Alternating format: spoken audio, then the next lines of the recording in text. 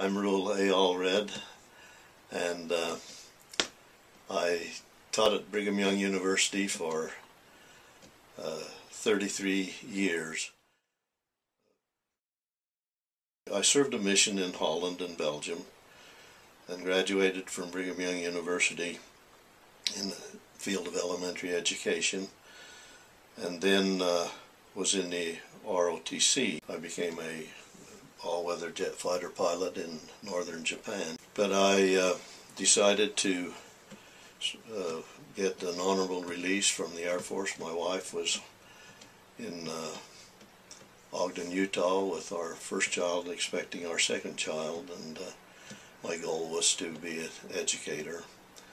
And a lot of the Air Force people couldn't understand why I'd take about a third of a cut and take pay for about a third of what I was making in the Air Force in order to teach elementary school. One is that I come from a long line of educators, and also the other is that I decided where I wanted to live, and then I decided what I could do to live there, and I was also very much interested in education, and interested in elementary education because I'm interested in a lot of things rather than just one.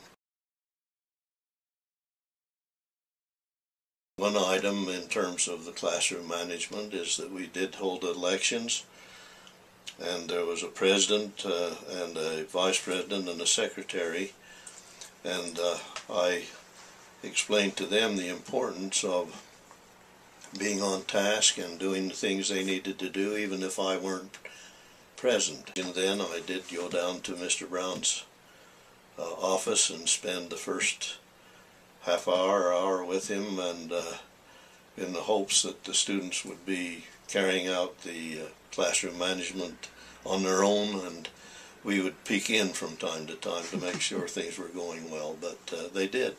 The students took over, the president took over, and got the students going on their studies, and felt very good about that. Of all the studies that have been done in effective teaching, the one thing that proves most that endures, or about the only thing they've been able to identify that really makes a great teacher, is the fact that the students feel that the teacher cares for them. And I was also aware that you spend a lot of time with students who may have problems or are causing problems, and I was also aware of students who weren't in that category, that were doing the things they needed to do. So I made sure that I knelt down by their desk and thanked them and complimented them, those who weren't causing problems, and let them know that I cared. This is a bulletin that I wrote while at the University of Oregon, the application of spelling research. And I also wrote this monograph, which is spelling the application of research findings for the National Education Association. And so the one thrust that I had was to implement research that already existed. We spent years developing keys to spelling mastery for the economy company.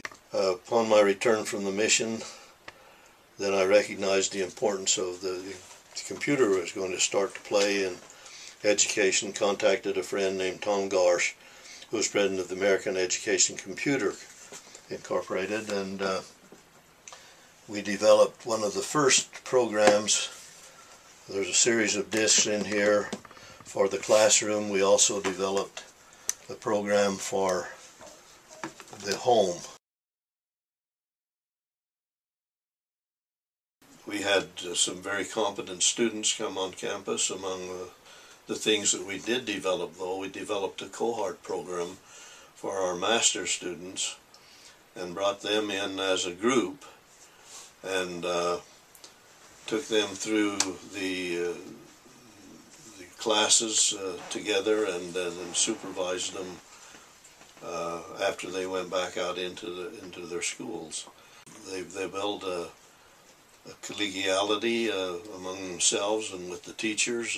We were also involved in the intern doctoral program, which I think had wide impact for educators throughout the country. I personally supervised doctoral students in Antioch, California, Pasadena, Tarzana, San Jose.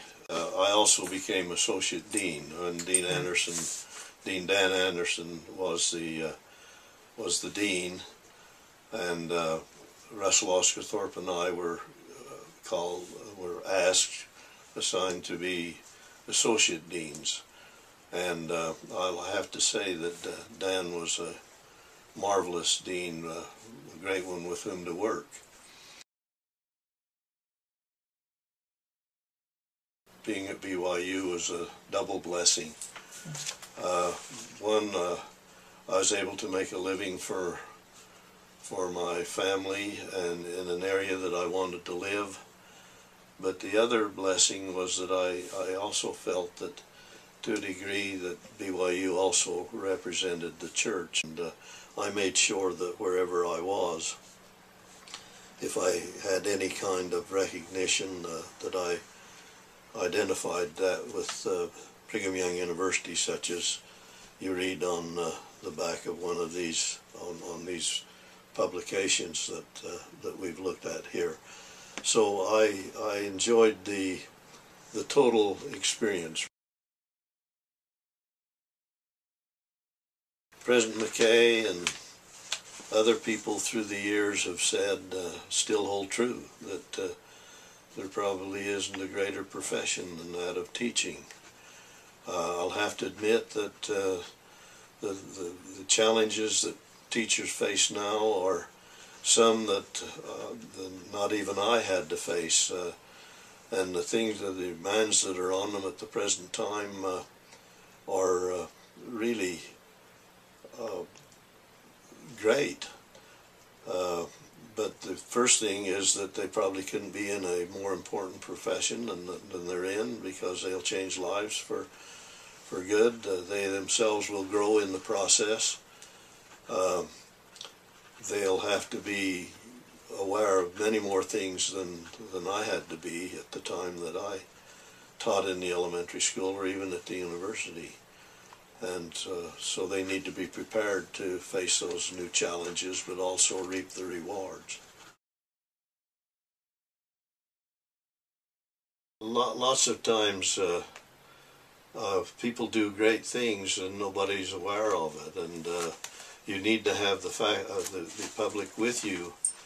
And so I think the simple statement to that is just the fact that you need to make sure that you're doing things well, and then that people become aware of those things. We were called on a mission to Hawaii. We served in the Hawaii Temple Visitor Center. People kept asking us, "Do you call that a mission?"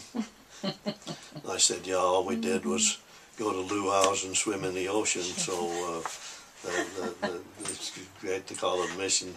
The reality was we were busy every day of the year, and we've traveled together. My wife and I have been to over 70 foreign countries. We love geography, we love history, and I loved getting acquainted with those people that in those different cultures. 2 or 3 years ago, we went to South America and the Mediterranean. Got to go to Ephesus and Corinth, and earlier we went to Philippi and Thessaloniki, and we've been to the ruins in South America. Next year we're planning to go to the Antarctic. I've always felt doubly blessed, as I indicated. One is I'm able to make a salary that could feed my family, but also I felt that I was representing the church, and I would hope that the thrust would continue to be. When I was on the general board, I was with Ben Lewis on one occasion, and I mentioned Dr. Suker and I were in a position probably to help make an outstanding reading center at Brigham Young University with graduate programs. And he mentioned at the time, he said, Ruel, the thrust of the university is 95% undergraduate and 5% graduate. And the goal of the university is to help build testimony and send people out that would be a sort of a yeast that would extend to throughout the country, frankly, that the influence of BYU graduates would extend far beyond the university itself. And that's my hope, that we could still keep that goal. There's no way that we're going to be the Harvard of the West. We need to be the BYU of the world, and represent the church in the way that where the graduates go out with testimonies, where faculty members bear their testimonies to students, and the students know that they have testimonies of the gospel, and that then the students will go out and in their own way become an influence for good, both among members and non-members of the church.